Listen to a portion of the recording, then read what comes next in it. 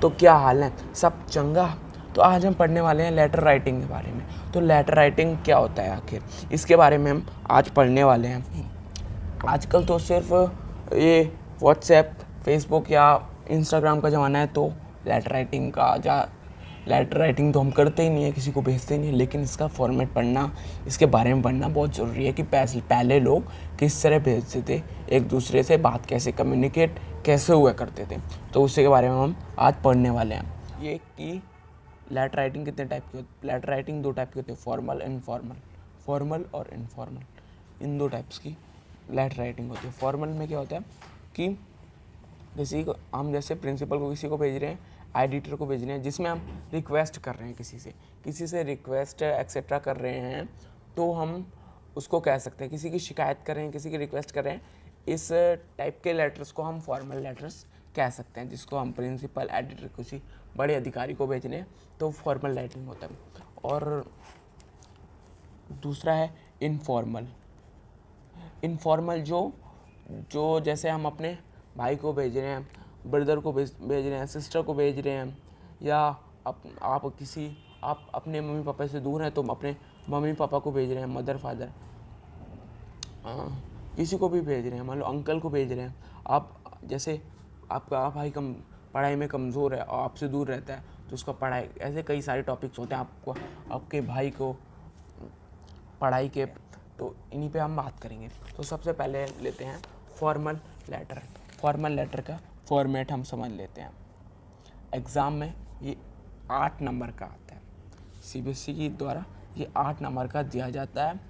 तो कैसे आप उसको कवर कर सकते हैं, तो उसको आप देख सकते हैं। फॉर्मल लेटर क्या होता है, तो फॉर्मल लेटर में क्या शुरुआत किससे करते हैं। फॉर्मल लेटर कुछ इस तरह शुरू होता है, टू द प्रिंसिपल या एड्रेस जिसको आप भेज रहे हैं, जिसको भी आप भेज रहे हैं, उसके बारे में पहले लिखेंगे टू द प्रिंसिपल। अगर आप एडिटर के बारे में लिखेंगे तो एडिटर, ऐसे अगर एडिटर यानी कि वो जो किताबें आपके लिए बेच सकता है, हाँ। और उसके बाद टू द प्रिंसिपल, उसके बाद लिखेंगे एड्रेस, लिखेंगे आपका एड्रेस क्या है, आप कहाँ पे हैं, आप किस चीज़ के लिए। जैसे आपने प्रिंसिपल को मान लीजिए, पहले मैं एडिटर का सबसे बेस्ट रहेगा एग्जांपल। एडिटर को लिखा कि मुझे बुक्स भिजवानी है। एडिटर को बुक्स, भाई अब एडिटर को बुक्स भेजने के लिए एक एड्रेस भी तो दोगे कि इस एड्रेस पे बुक भिजवा दो, तो अपना एड्रेस डालोगे उस जगह कि लेकिन प्रिंसिपल में स्कूल का एड्रेस, स्कूल का नाम, उसके बाद एड्रेस उसका। तो एडिटर के बाद क्या डालेंगे, एडिटर या प्रिंसिपल के बाद एड्रेस, कुछ भी होगा एड्रेस डाल सकते हैं इस पे आप। स्कूल के बारे में जैसे सर्वोदय बाल विद्यालय, कुछ भी, SSBV, कीर्ति नगर, कुछ भी आप डाल सकते हैं ऐसे। कुछ भी क्या, जो आपका एड्रेस होगा वही तो डालेंगे आप। उसके बाद आता है सब्जेक्ट। आप किस विषय पर लिख रहे हैं, आप किस विषय पे आप दूसरे को भेज रहे हैं, क्या टॉपिक है आपका जिस पे आप भेजें। जैसे एडिटर पे भेज रहे हैं तो for buying some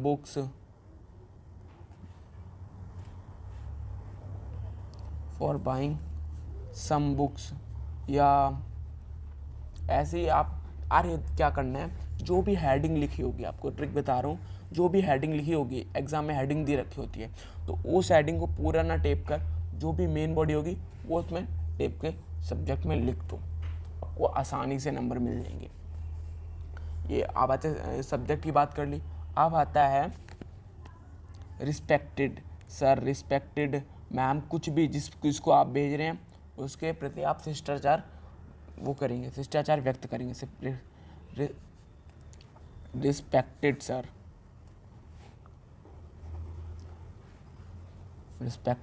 respected ma'am, कुछ भी ऐसे कर सकते हैं।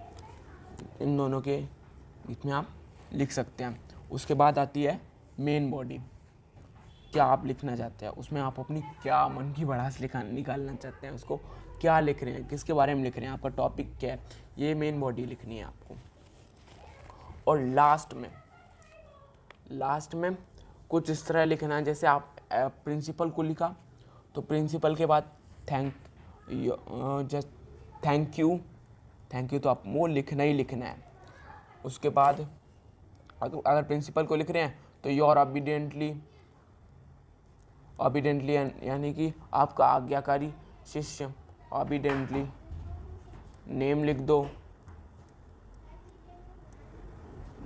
ऐसे लिख सकते हो। और नीचे लास्ट में हो सके तो डेट भी डाल सकते हैं, डेट का उतना कुछ होता नहीं है लेकिन आप डेट भी डाल सकते हैं। ठीक है, ये तो होगी फॉर्मल राइटिंग। अब इसकी नंबरिंग बता देता हूँ कि किस तरह आपके मार्क्स लेंगे। ये तो मेन बॉडी का तो पूरा 4 मार्क्स आप ले लीजिए, पूरा 4 मार्क्स, और इसके 4 मार्क्स, इस फॉर्मेट के 4 मार्क्स और मेन बॉडी के 4 मार्क्स।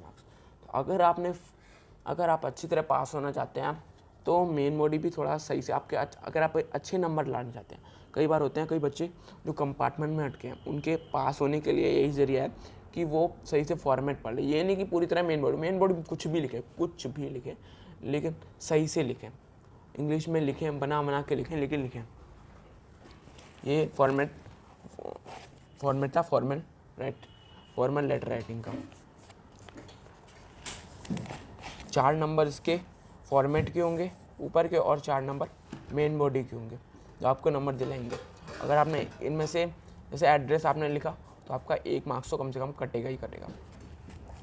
फिर सब्जेक्ट भी मेन होता है, सब्जेक्ट भी लिखना है, और ऊपर वाला तो मेन ही होता है कि टू द प्रिंसिपल आप किसको लिख रहे हैं। ये जो मेन चीज़ें होती हैं जो आपको करनी है जब भी आप लेटर लिखेंगे।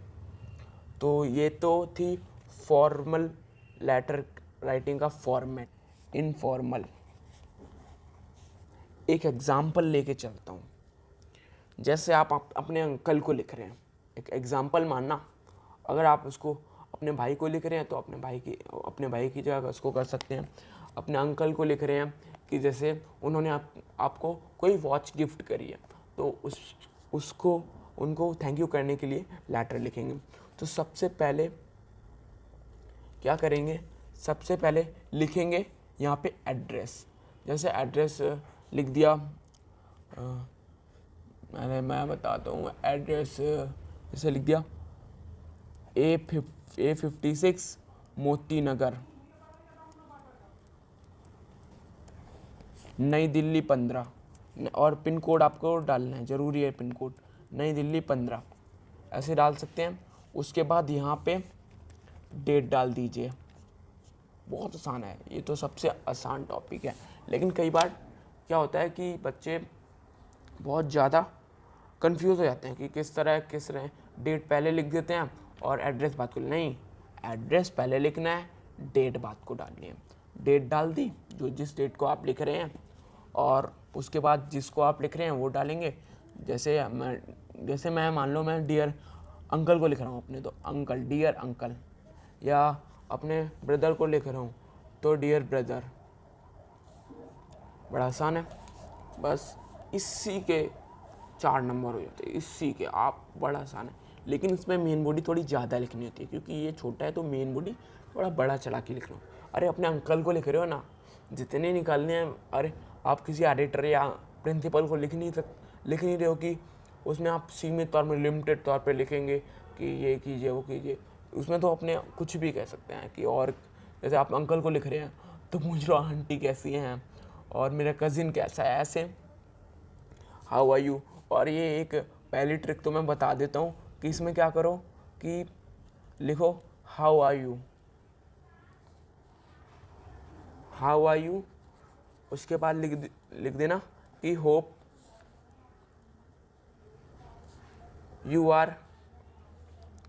यू आर फाइन, और I am also fine here, I am also fine here. ये आपको 1 मार्क्स तो कम से कम दिला ही देंगे मेन बॉडी, ये आपको। उसके बाद अपने सब्जेक्ट पे आ जाइए कि मैंने आपकी घड़ी देख लिया कि बहुत अच्छी आपकी ये घड़ी है, आपकी घड़ी बहुत ही मुझ पे जचती है। ये सब मेरे फ्रेंड्स मुझे देख के कहते हैं वाह कितनी अच्छी घड़ी है। और ऐसे और उनके पेरेंट्स के, उनके जो, जैसे मैंने बताया आंटी के बारे में पूछ लो, अंकल आप कैसे हो, ऐसे पूछ सकते हैं। ये तो मेन बॉडी होगी, ये 4-5 मार्क्स का हो ही जाता है। लास्ट में छोटा सा है, एक लाइन छोड़ी और यहाँ पे लिख दिया योर्स, जैसे यहाँ पे लिख दिया योर्स, हाँ जैसे योर्स अमित, आपका अमित, हाँ, और ऐसे होता है कि योर्स अमित तुम्हारा। अगर आपने अपने अंकल को लिखा, अपने से बड़े लिख रहे हो तो ये लिख दो योर्स अमित, अगर अपने छोटे को लिख रहे हो, जैसे अपने ब्रदर को लिख रहे हो तो ये लिख दो कि योर्स ब्रदर अमित है। तो ये आज का यही टॉपिक था कि लेटर राइटिंग कैसे लिखते हैं। तो दोस्तों आज के लिए इतना ही, मिलते हैं अगले वीडियो में।